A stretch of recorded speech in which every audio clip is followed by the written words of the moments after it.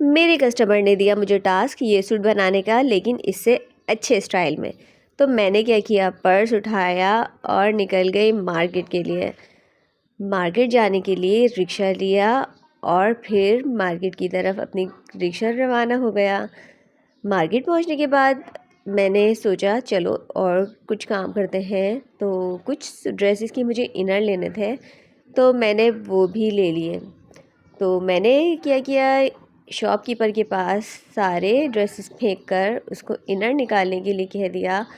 और जब तक वो इनर निकाल रहा है, आप जल्दी से मेरे चैनल को सब्सक्राइब कर दें, लाइक कर दें, बेल आइकन को प्रेस कीजिएगा। अस्सलाम वालेकुम। तो जी, मैं यहाँ कर रही हूँ शॉपिंग, क्योंकि मैं करती हूँ डिज़ाइनिंग भी कपड़े सेल करने के साथ साथ। हमारे कस्टमर हमें ऑर्डर देते हैं, अपना डिज़ाइन बताते हैं और हम उसको रिक्रिएट करके भेज देते हैं। तो इसके लिए मार्केट्स आना जाना रहता है, तो मैंने सोचा क्यों ना इसका व्लॉग बनाऊँ। तो जो ड्रेस मुझे चाहिए था, जब उसको लेने आई तो साथ साथ दूसरे काम भी निपटा लिए। देखिए, लाइट चली गई, क्योंकि कराची में लाइट्स हर जगह पहुँच जाती हैं।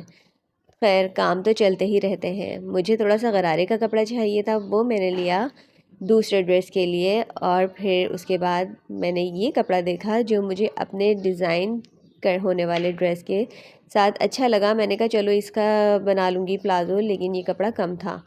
उसके बाद मैंने विंडो शॉपिंग करती हुई आगे चल दी और साथ साथ अपने दूसरे काम भी किए। अब मुझे एक जगह रुकी तो मुझे ये समझ में आया, लेकिन ये थोड़ा एक्सपेंसिव था क्योंकि ये सिल्क पे था।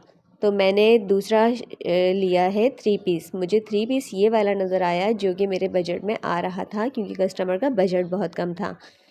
तो ये मैंने 3 पीस लेकर आगे का चली, शॉपकीपर को पैसे देकर। अब मुझे प्लाज़ो के लिए ये कपड़ा मिल गया था वाइट कलर में, तो मैंने ये ख़रीद लिया। तो ये बहुत ही अच्छे रेट में मुझे मिल गया था। अब मेरे पास रह गया था टास्क लेसिस ख़रीदने का। तो देखिए, मार्केट की लाइट गई हुई है और सब अपने अपने कामों में मसरूफ़ हैं। ये ऐसे चलती है लाइफ कराची में, लाइट भी नहीं, गर्मी, और फिर ये सारे काम और अंधेरा। तो चलते चलते मैं इन ड्रेसेस को भी एंजॉय कर रही थी, तो चाय की तलब होने लगी, तो लगे हाथों चाय भी पी डाली ढाबे से। अब आगे बढ़े हम लेसिस की तलाश में। तो ये देखिए, ये शॉप, यहाँ से मैं लेस ख़रीदती हूँ। इनके पास ब्रांडेड लेसिस होती है। तो यहाँ मुझे अपनी डिज़ायर लेस नहीं मिली, लेकिन भाई यहाँ आके ऐसा हुआ कि इनके पास नेक लाइन बहुत अच्छी थी। तो मैंने क्या किया, इनसे एक नेक लाइन ले ली, क्योंकि ये भी कभी भी काम आ सकती थी और अच्छे प्राइस में मिल रही थी। तो नेक लाइन और दामन ब्रांडेड ले लिया है।